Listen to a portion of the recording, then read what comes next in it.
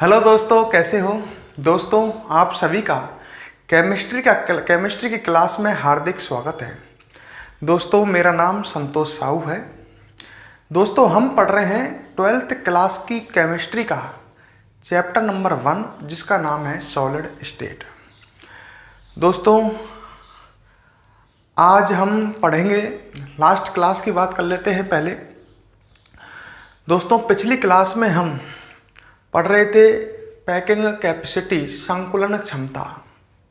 ध्यान है, last class में हमारा टॉपिक चल रहा था संकुलन क्षमता, और मैंने बताया था आप डायरेक्ट फॉर्मूला याद रखें संकुलन क्षमता का। संकुलन क्षमता होती है अवयवी कणों का आयतन बटे कुल आयतन।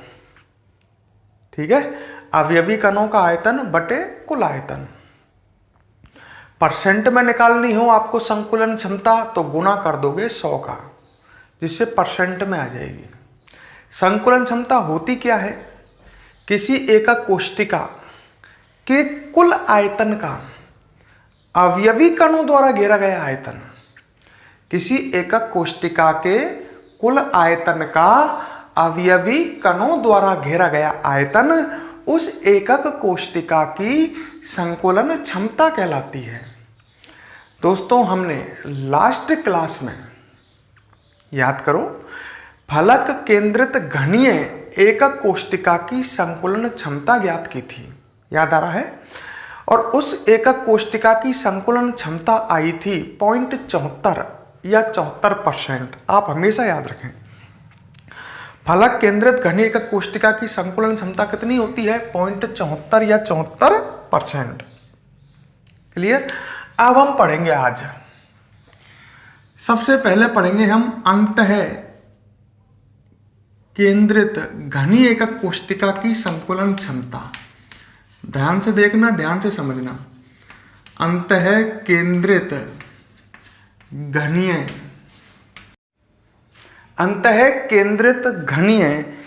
एकक कोशिका की संकुलन क्षमता।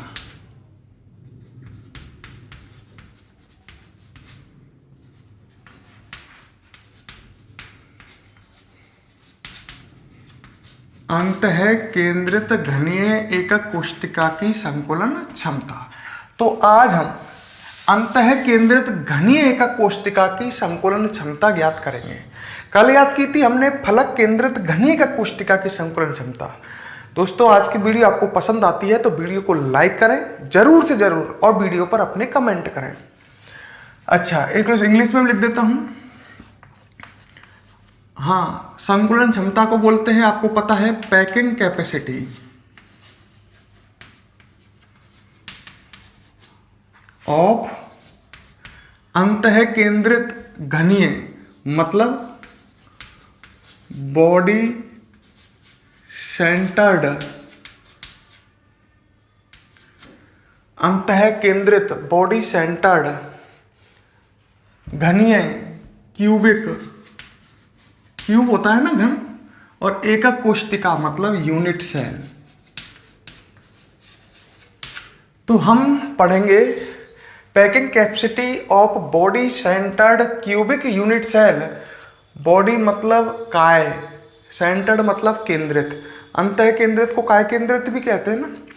तो अंतः केंद्रित घनीय एकक कोशिका की आप संकुलन क्षमता निकालोगे। पहले एक बात बताओ, संकुलन क्षमता निकालने का फॉर्मूला आपको याद होगा। संकुलन क्षमता निकालनी है तो फॉर्मूला क्या आएगा? अवयवी कणों का आयतन बटे कुल आयतन। यही फॉर्मूला बताया है बार बार संकुलन क्षमता ज्ञात करने का। अवयवी कणों का आयतन बटे कुल आयतन, ऐसे निकालोगे ना।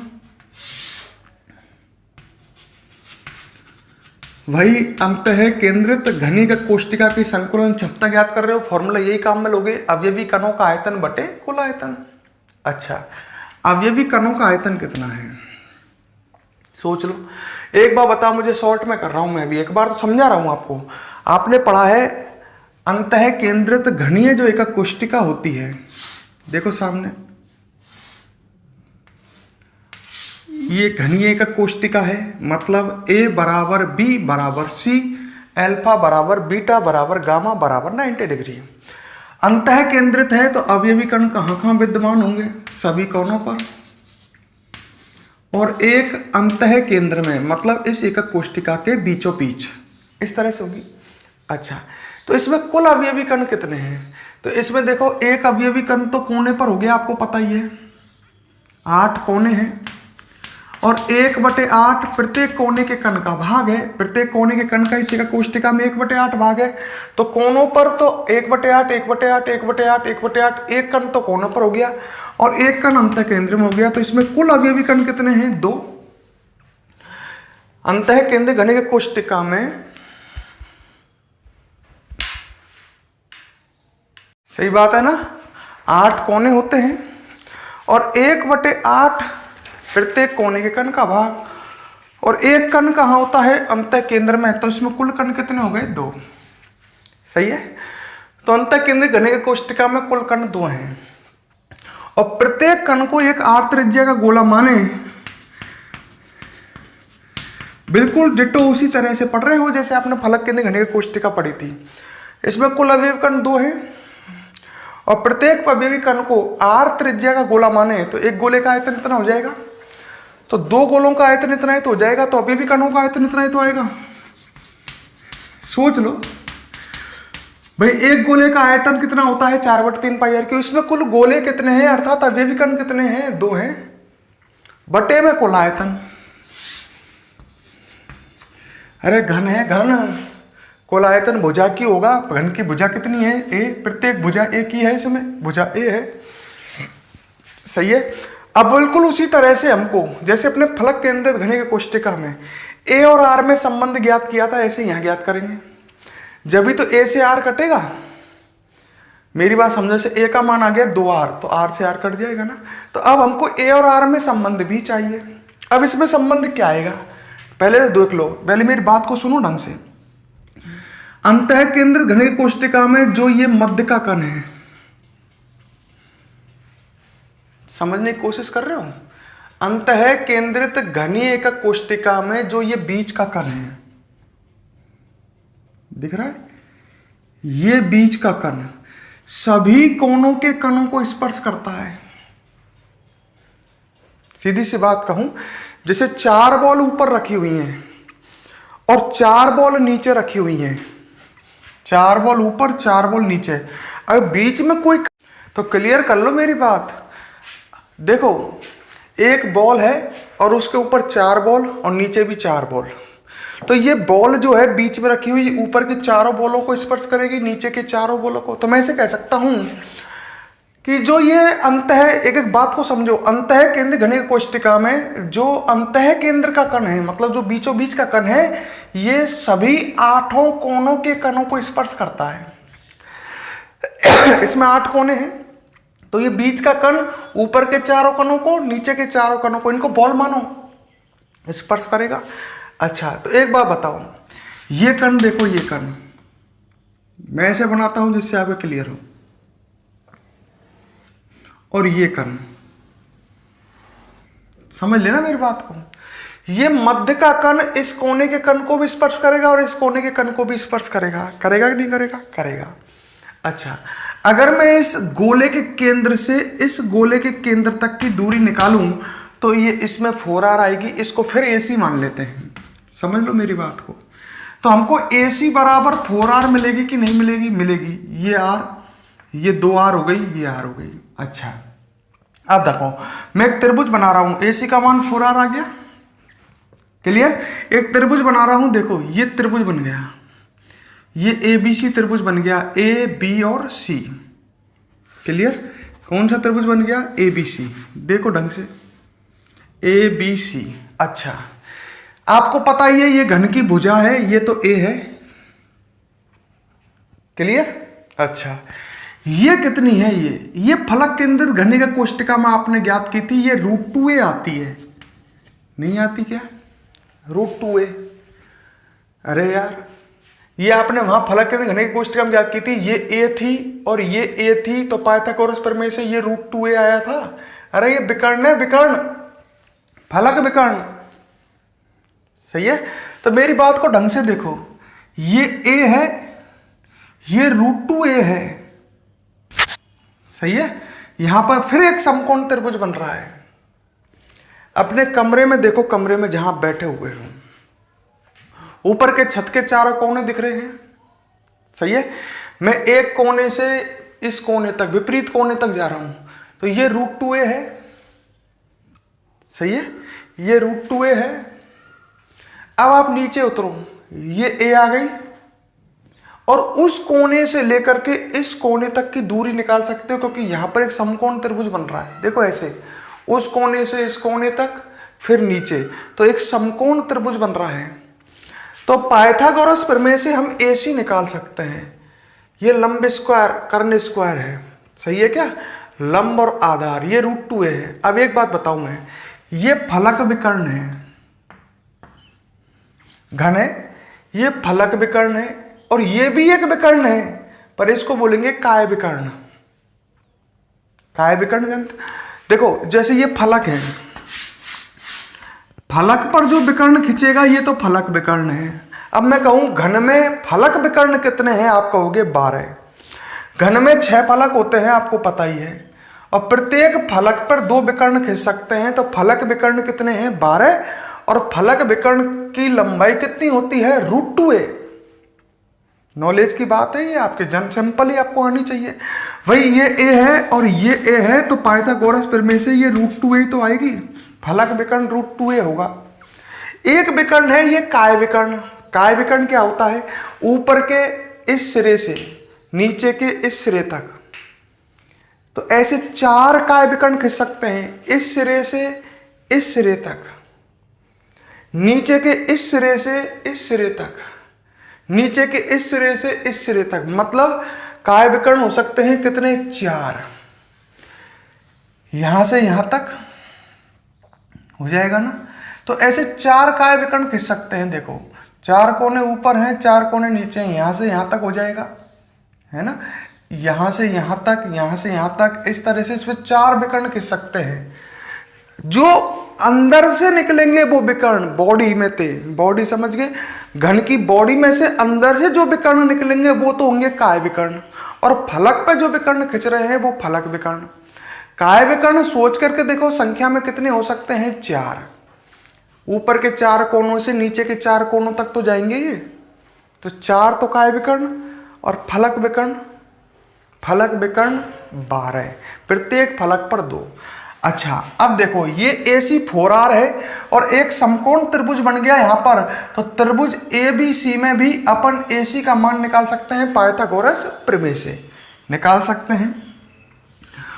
और जो भी मान आएगा AC का पाइथागोरस प्रमेय से निकालेंगे। मान लो वो मान √3a आ गया, तो 4R बराबर √3a हो जाएगा, a का मान आ जाएगा, तो 4R बराबर √3a हो जाएगा, a का मान आ जाएगा 4R/√3। यहां रख करके सॉल्व कर देंगे, हमको इसकी संकुलन क्षमता मिल जाएगी। तो ये तो मैंने एक तरह रफली समझाया आपको, अब इसको डिटेल में ढंग से पढ़ते हैं, ठीक है। हम पढ़ रहे हैं अंतः केंद्रित घनीय एकक कोष्टिका की संकुलन क्षमता। पेपर में कैसे करोगे अब उसको देखो और समझो।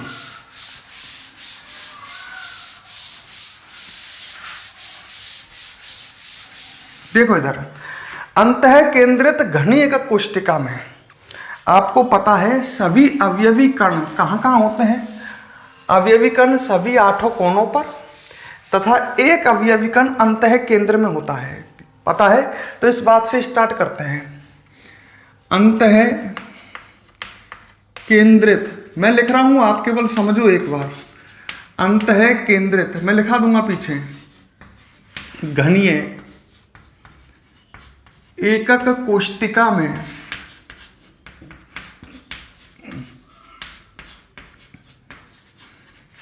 अवयवी कण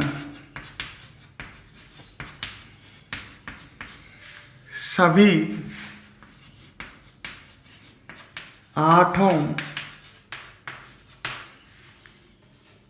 कोनों पर तथा एक अवयवी कण, ऐसे करना है पेपर में, एक अवयवी कण कहां प्रेजेंट होता है? अंतः केंद्र में।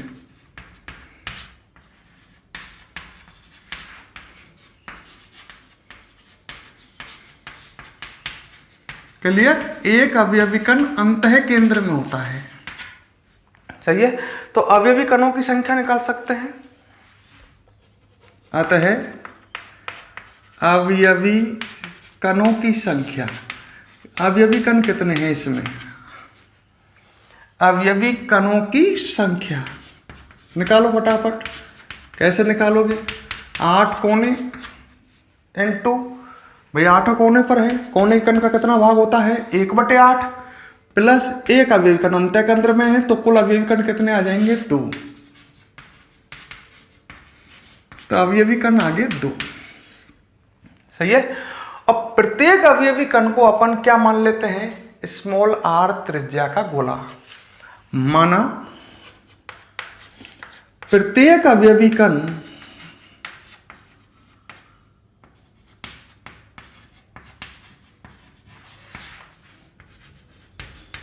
स्मॉल r त्रिज्या का गोला है।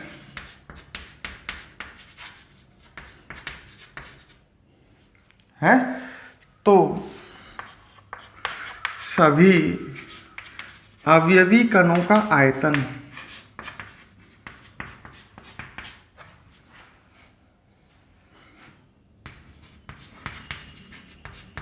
डायरेक्ट लिख दिया मैंने।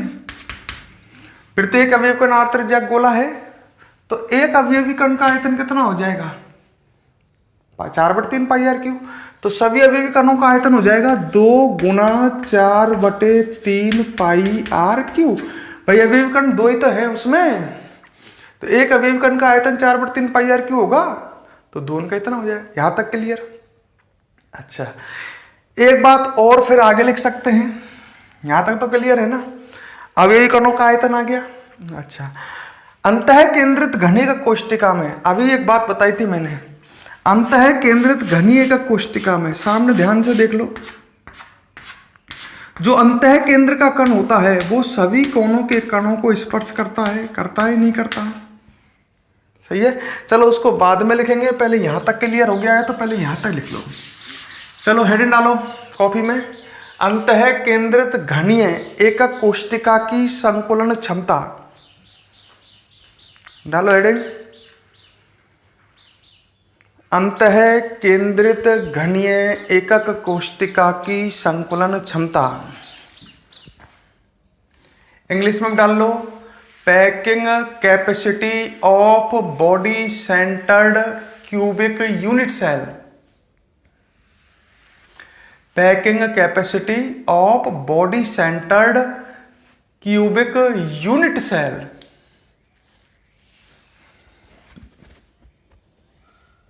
Body centred cubic unit cell. ठीक है। अब नीचे लिखो, इसमें डाल दिए हेडिंग जल्दी।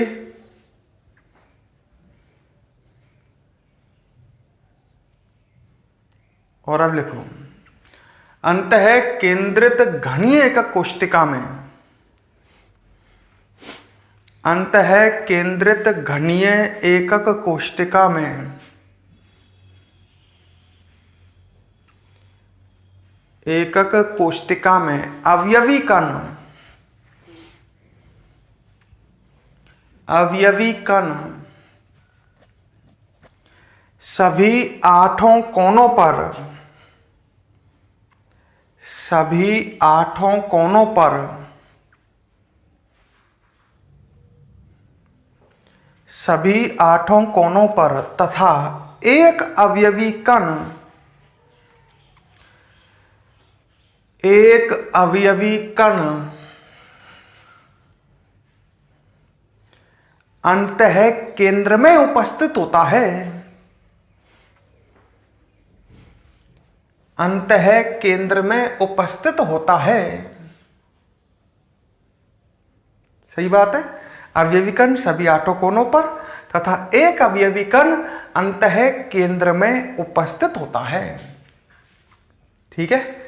नेक्स्ट लाइन पर, अतः अवयवी कणों की संख्या बराबर, निकाल लो, अवयवी कणों की संख्या बराबर, कैसे निकालोगे, 8 गुना 1/8, मतलब एक कण तो कोने पर हो गया, प्लस एक बीचों बीच रखा है, तो 2 अवयवी कण, इस तरह से लिख लो इसको।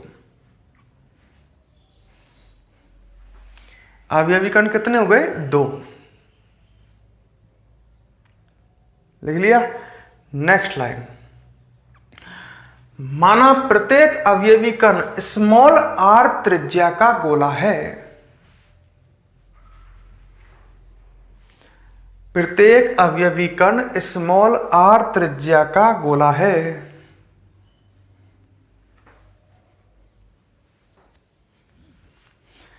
तो सभी अवयवी कणों का आयतन बराबर, सभी अवयवी कणों का आयतन बराबर कितना आ जाएगा, 2 गुना 4/3 पाई आर क्यूब, 2 गुना 4/3 पाई आर क्यूब। क्लियर। अच्छा, अब आगे बढ़ते हैं अपन। तो सभी अवयवी कणों का आयतन आ गया 2 × 4/3 पाई आर क्यूब। उसमें 2 ही तो अवयवी कण है, तो अवयवी कणों का आयतन इतना आ चुका है। ठीक है, अब बात को आगे बढ़ाते हैं।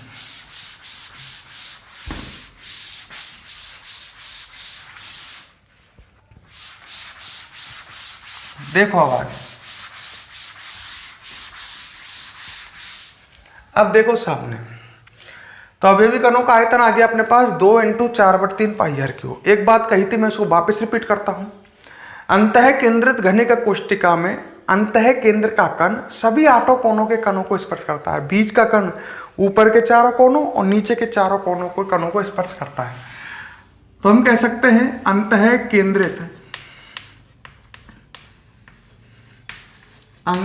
केंद्रित घनीय एकक कोष्टिका में, घनीय एकक कोष्टिका में अंतः केंद्र का कण, अंतः केंद्र का कण, देख लो भी मत लिखो, सामने समझो, सभी 8 कोनों के कणों को स्पर्श करता है।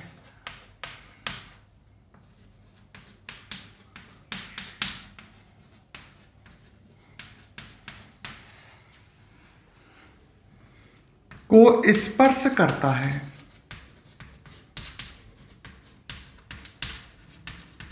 ठीक है, अंतः केंद्र का कण सभी 8 कोनों के कणों को स्पर्श करता है। इधर डायग्राम में देखो, सही है, डायग्राम देखो,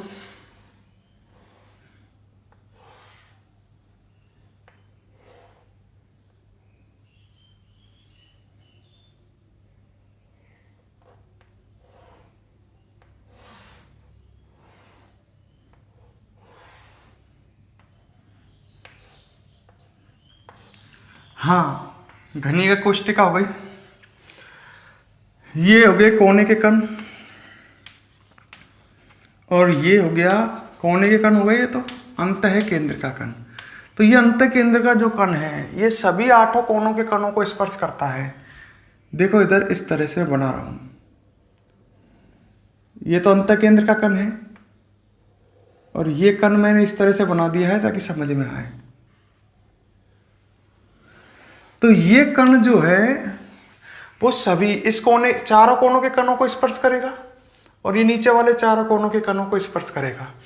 अब या कोने से इस कोने तक की दूरी निकालनी है मुझे, यहां से यहां तक, मतलब अपने कमरे में देखो, ऊपर के वहां पर एक कण है और यहां एक कण है, बीच में एक कण रखा हुआ है, तो उस गोले के केंद्र से इस गोले के केंद्र तक की दूरी निकालनी है।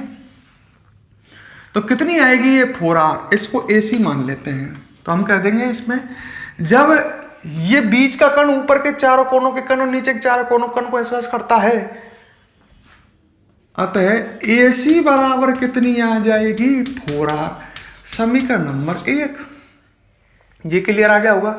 अब इसमें एक समकोण त्रिभुज बनाते हैं। देखो इधर, पहले की तरह समझा रहा हूं। ये फलक विकर्ण है भाई, ये ऊपर फलक है ना, इसके बीच में, इसकी आपने लंबाई पहले ही पढ़ी है, ये √2a होता है, पिछले में आई थी। ये a और ये पाइथागोरस से ये √2a आई थी फलक विकर्ण, और ये a है। त्रिभुज बन गया ABC, दिख रहा है क्या? समकोण त्रिभुज है, ये 90 का कोण है, ये कर्ण हो गया। तो हम कह सकते हैं त्रिभुज ABC मैंने बना दिया है। मैं कौन सी प्रमेय लगाएं? पाइथागोरस प्रमेय से। ऐसे करना है आपको पेपर में अगर आता है तो। सही है। तो क्या आएगा? कर्ण स्क्वायर मतलब AC स्क्वायर बराबर लंब स्क्वायर AB स्क्वायर प्लस आधार स्क्वायर BC का स्क्वायर। AC का मान ज्ञात करना है आपको। AC बराबर 4R तो आपके पास आ गया। AB का मान कितना है? √2a, इसका स्क्वायर। BC का मान कितना है? ये तो घन की भुजा है, इसका मान A होगा, A स्क्वायर। तो AC स्क्वायर बराबर कितना आ जाएगा बताओ? √2a का स्क्वायर हो जाएगा 2a square plus A square, तो ये आ जाएगा 3a स्क्वायर। भाई √2 का स्क्वायर हो जाएगा 2, तो 2a square plus a square 3a square आ जाएगा। तो AC का मान कितना आ जाएगा? √3a, समीकरण नंबर 2। सही है। समीकरण 1 व 2 से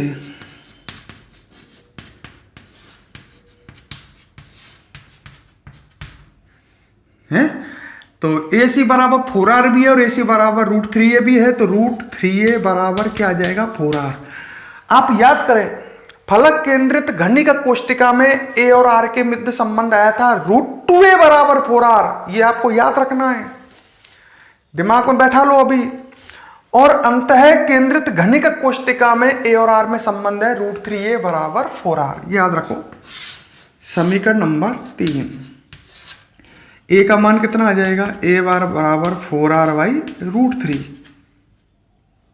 A का मान इतना ही आ जाएगा ना, इसको मान लेते हैं समीकरण नंबर 4। A का मान ये आ गया। यहीं आगे कर देता हूं, अभी तो है जगह अपने पास। सही है। या यहां तक नोट कर लो आप भले ही एक बार। अब हम संकुलन क्षमता निकालेंगे। हमको A और R में संबंध मिल चुका है, ये हो गया A और R में संबंध। अब हम संकुलन क्षमता निकालेंगे। चलो एक बार ऐसा करते हैं, इसको यहां तक लिख लेते हैं। आप बना भी लेना इस तरह से और इसको नोट कर लेना, हेडिंग डालो, इसमें आगे बढ़ाओ उसी बात को। लिखो कॉपी में, चलो लिखो। अंतः केंद्रित घनीय एकक कोष्टिका में, अंतः केंद्रित घनीय एकक कोष्टिका में अंतः केंद्र का कण, अंतः केंद्र का कण सभी 8 कोनों के कणों को स्पर्श करता है। सभी 8 कोनों के कणों को स्पर्श करता है। सही है। अंतः केंद्र का कण सभी 8 कोनों के कणों को स्पर्श करता है। अतः AC बराबर 4R। ये डायग्राम बना लो और फिर लिख लेना AC बराबर 4R, और इसको समीकरण नंबर 1। इस डायग्राम को बनाओ, चलो पहले बनाओ इसको फटाफट, जैसे मैंने बना रखा है ऐसे कैसी बनाओ। वीडियो को पॉज कर लेना भले ही, और इसको यहां तक बनाओ।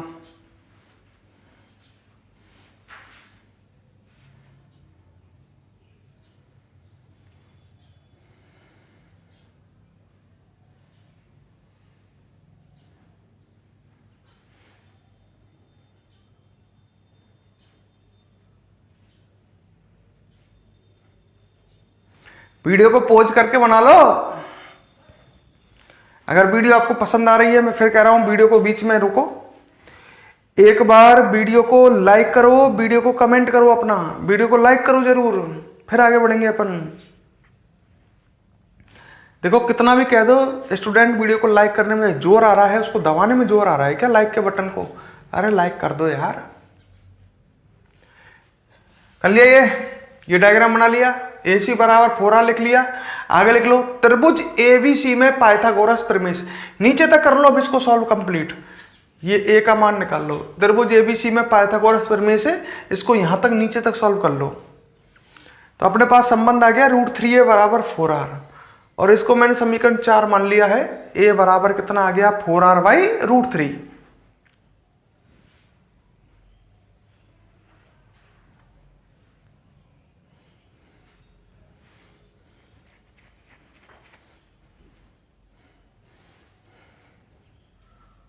ठीक है,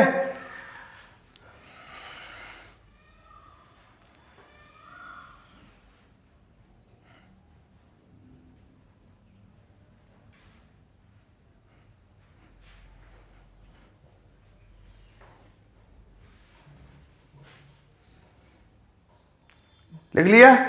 अच्छा अब मैं आगे बढ़ता हूं, अरे लिख लो फटाफट, लिख लिया होगा। अब आगे बढ़ता हूं, मिटा रहा हूं मैं। देखो इधर, अब हम संकुलन क्षमता निकालेंगे।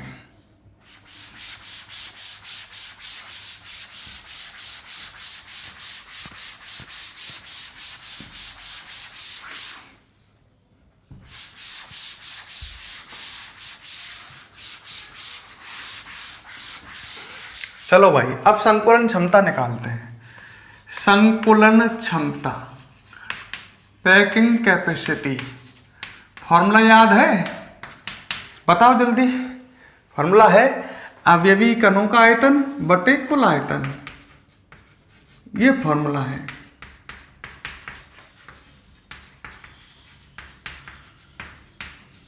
बटे कुल आयतन।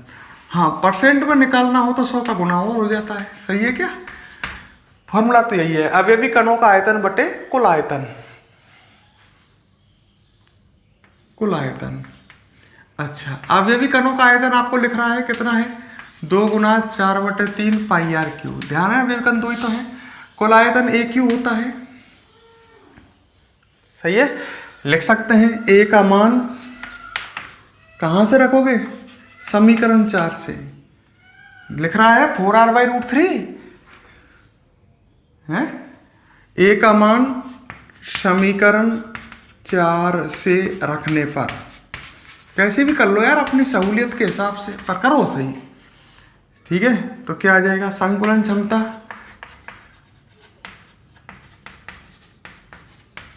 अरे कर सकते हो। तो संकुलन क्षमता आगे क्या आएगी निकालो। संकुलन क्षमता बराबर, देख लो ब्लैक बोर्ड पर केवल 2 गुना 4/3 पाई आर क्यूब। ए का मान कितना आया था? 4r by √3। ए का मान इतना ही आया था, घात 3, r से r कट जाएगा, और बाकी पाई का मान 22/7 रख के इसको पूरे को सॉल्व कर सकते हो।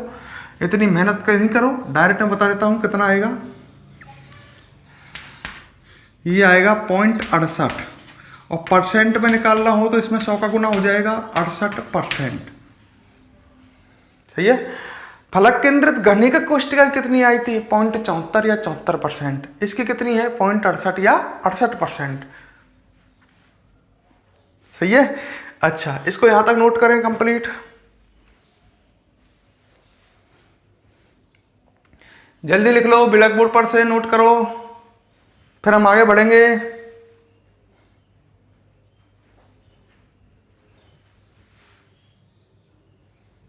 वीडियो को पॉज करके नोट कर लो।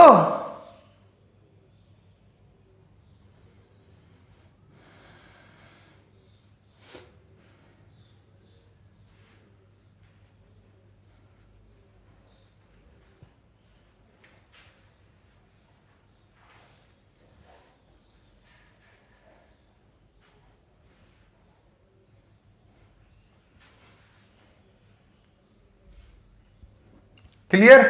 अब आगे बढ़ते हैं, नोट कर लिया। अब हम पढ़ेंगे इसके बाद नेक्स्ट टॉपिक। तो हमने फलक केंद्रित घनीक कोष्ठिका की संकुलन क्षमता निकाली, वो 74% आई।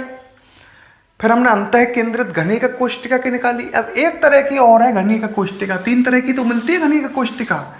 आद्य घनीक कोष्ठिका की संकुलन क्षमता।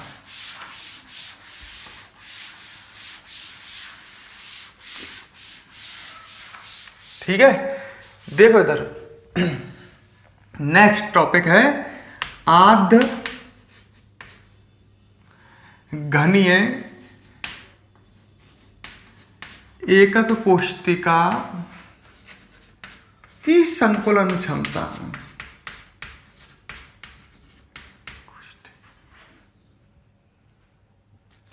सही है। आद्य घनीय एकक कोशिका की संकुलन क्षमता। इंग्लिश में क्या लिखेंगे हेडिंग? संकुलन क्षमता मतलब पैकिंग कैपेसिटी ऑफ आद्य, या सिंपल बोलते हैं ना सरल, सरल एक घनीय एकक कोशिका बोल लो या आद्य बोल लो, सिंपल क्यूबिक यूनिट सेल। तो packing capacity of simple cubic unit cell, सरल घनीय एकक कोशिका की हमें क्या ज्ञात करनी है? Packing capacity. अब इधर देखो, पीछे लिखना यार, लिखने की जल्दी रहती है तुम्हें। आद्य घनीय एकक कोशिका की संकुलन क्षमता निकालते हैं। कैसे निकालोगे? वो तरीका पहले तो बताओ, मैं एक बार शॉर्ट में समझा देता हूं। हाँ, संकुलन क्षमता का फॉर्मूला शॉर्ट में समझा रहा हूं, पीछे इसको लिखाऊंगा, है ना, एक बार समझा रहा हूं। संकुलन क्षमता का फॉर्मूला आपको पता ही है, अवयवी कणों का आयतन बटे कुल आयतन, यही फॉर्मूला होता है, यही फॉर्मूला होता है। इसमें बताओ अवयवी कण कितना होता है? आपको पता ही है, आद्य घनीय एकक कोशिका में अवयवी कण केवल कोनों पर विद्यमान होते हैं, केवल कोने पर। याद है, भूल गए? पहले बताया है, जब केवल कोनों पर अवयवी कण होगा तो प्रत्येक कोने के कण का इसमें कितना भाग होगा? 1/8। तो कुल कण एक ही तो आएगा, 1/8, 1/8, 1/8, 1/8। तो कुल कण कितना होता है इसमें? 1। जब इसमें अवयवी कण एक ही है तो अवयवी कण का आयतन कितना हो जाएगा? 4/3 πr3। अरे इसमें कुल अवयवी कण 1 है और इस अवयवी कण को 8 त्रिज्या का गोला मान लो, तो इस एक अवयवी कण का आयतन 4/3 πr3 तो आएगा। तो इसमें एक ही अवयवी कण है तो अवयवी कणों का आयतन हो गया 4/3 πr3। फलक केंद्रित घनीय एकक कोशिका में 4 अवयवी कण थे तो अवयवी कणों का आयतन था 4 × 4/3 πr3। आद्य घनीय एकक कोशिका में अवयवी कण कितने थे? 2, तो वहां आया था 2 × 4/3 πr3। क्लियर? बटे कुल आयतन, कुल आयतन a क्यों? यहां भी फिर वही a और r में संबंध चाहिए, पर इसमें एक खास बात है, ऊपर के कण इसमें नीचे के कणों को स्पर्श करेंगे। मतलब a का मान डायरेक्ट कहूं तो कितना आ जाएगा? 2r। अरे ऊपर के चारों कोनों के कण अपने नीचे उपस्थित चारों कोनों के कणों को क्या करते हैं? स्पर्श। देखो ढंग से सुन लो, फलक केंद्रित घनीय एकक कोशिका में, सही है, फलक केंद्रित घनीय एकक कोशिका में और अंतः केंद्रित घनीय एकक कोशिका में कोने के कण आपस में स्पर्श नहीं करते हैं। देखो फलक केंद्रित घनीय एकक कोशिका में आपको पता ही है, एक अवयवी कण फलक के बीच में होता है तो ये सभी अवयवी कण दूर दूर हो जाते हैं। बात को समझो, उनमें फलक केंद्रित घनीय एकक कोशिका में ये कोने के कण एक दूसरे को स्पर्श नहीं करते हैं। जब स्पर्श नहीं करते हैं तो वहां पर a बराबर जो था वो कितना नहीं आ रहा था? 2r। मेरी बात सुनो, फलक केंद्रित घनीय एकक कोशिका में जो कोने के कण होते हैं, अरे फलक के बीच में कण है वहां पर, तो ये कोने के कण दूर दूर हैं, कोने के कण आपस में एक दूसरे को स्पर्श नहीं कर रहे। फलक केंद्रित घनीय एकक कोशिका में अगर स्पर्श कर रहे होते तो a बराबर 2r आता। स्पर्श कर रहे होते तो a का मान कितना आ जाता? 2r। अंतः केंद्रित घनीय एकक कोशिका में भी कोने के कण आपस में एक दूसरे को स्पर्श नहीं करते। मतलब जो आपने पहले भाई मां बीच में बॉल आ गई, वैसे ऊपर के चारों कोनों के कण और नीचे के चारों कोनों के कण दूर दूर है। अंतः केंद्रित घनीय एकक कोशिका में बीच में अवयवी कण है, अंतः केंद्र में ऊपर के चारों कण नीचे के चारों कण दूर दूर है।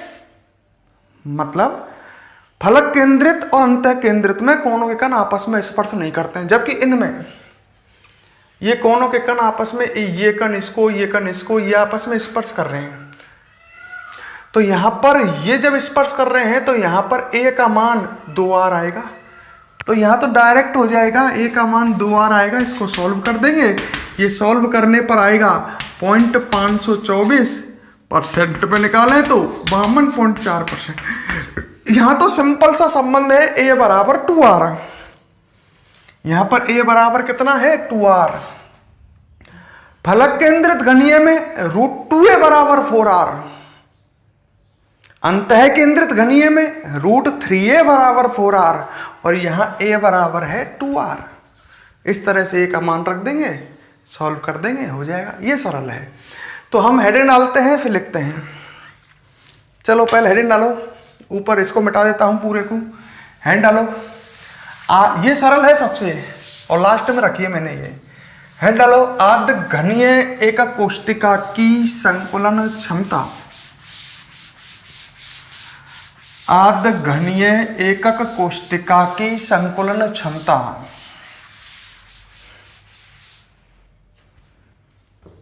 डाल दिया। आद्य घनीय एकक कोष्टिका की संकुलन क्षमता,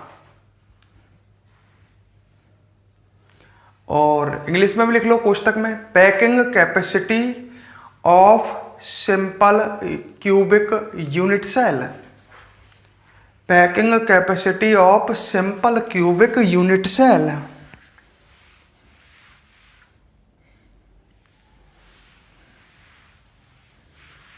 ठीक है, लिखो इसमें, लिखो आद्य घनीय एकक कोष्टिका में, आद्य घनीय एकक कोष्टिका में, लिखो मैं बोलता रहा हूं, अवयवी कण सभी 8 कोनों पर व्यवस्थित होते हैं। आद्य घनीय एकक कोष्टिका में अवयवी कण सभी 8 कोनों पर उपस्थित होते हैं।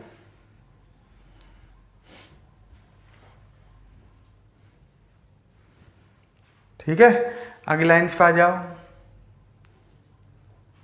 लिखो अब इसमें, पहुंच गए अगली लाइन पर, लिखो अतः अवयवी कणों की संख्या बराबर,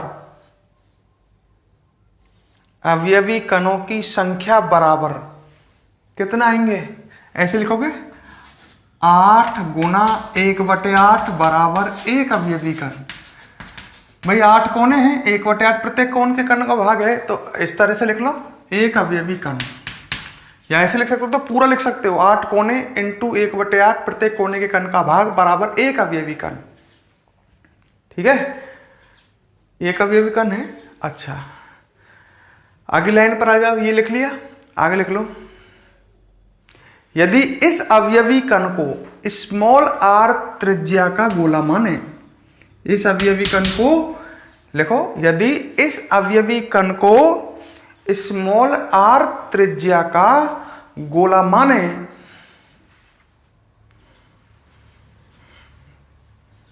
माना क्या माना, स्मॉल r त्रिज्या का गोला माना हमने,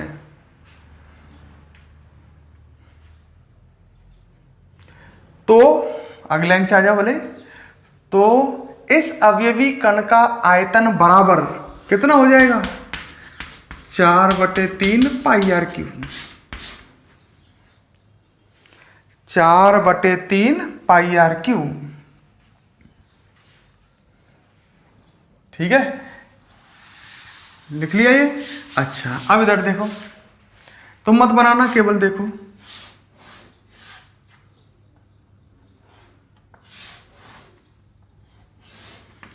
मान लो ये आद्य घनीय की कोष्टिका है, अवयवी कण सभी 8 कोनों पर विद्यमान है। अब इसमें पता है कोने के कण एक दूसरे को स्पर्श करते हैं, मतलब ये कोने का कण अपने नीचे वाले इस कोने के कण को क्या करेगा, स्पर्श। सही है, करेगा। तो जब यहां से लेकर के यहां तक की दूरी, इस गोले के केंद्र से इस गोले के केंद्र तक की दूरी कितनी आएगी, अरे ऊपर की बॉल नीचे की बॉल को बनाना मत, तो ए का मान कितना आएगा इनमें 2r। अपन ऐसे लिख सकते हैं, आर्धघनिक कोष्टिका में ऊपर के चारों कोनों के कण अपने ठीक नीचे उपस्थित सभी कोनों के कणों को क्या करते हैं, स्पर्श। अतः इनमें ए का मान कितना आ जाएगा, 2r। सही है, डायरेक्ट लिख सकते हैं, ए का मान कितना आएगा, 2r आएगा। तो इसमें अगली लाइन से आ जाओ, नीचे लिखो आर्धघनीय एकक कोष्टिका में, आर्धघनीय एकक कोष्टिका में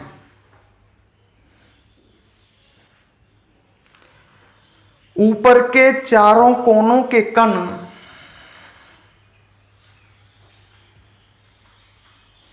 ऊपर के चारों कोनों के कण अपने नीचे उपस्थित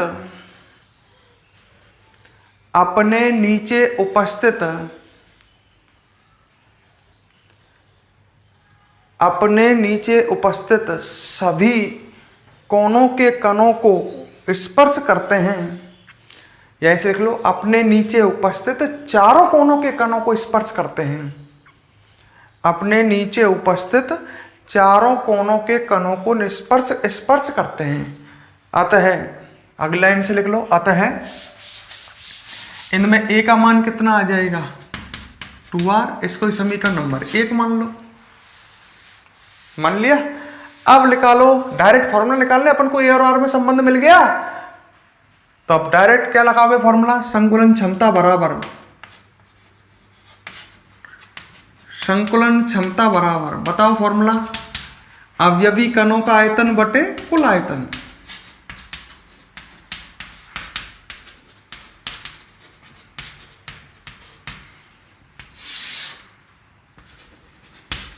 यही फॉर्मूला लगाओगे ना। अच्छा, इसमें अवयवी कण कितना है बताओ मुझे, 1। तो अवयवी कण का आयतन हो गया 4/3 पाई r क्यों, बटे कुल आयतन हो जाएगा भुजा क्यों, घन तो यही है, वो घनीक कोष्टिका है। ऐसे ही करोगे हैं। तो संकुलन क्षमता निकालो, ए का मान डायरेक्ट रख रहा हूं मैं 2r, पहले लिख सकते थे समीकरण ए से ए का मान रखने पर।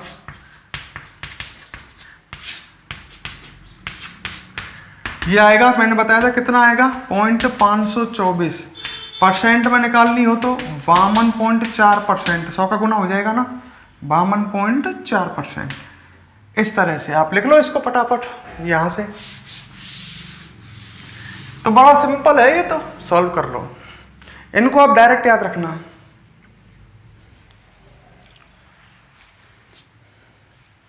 जल्दी लिखें।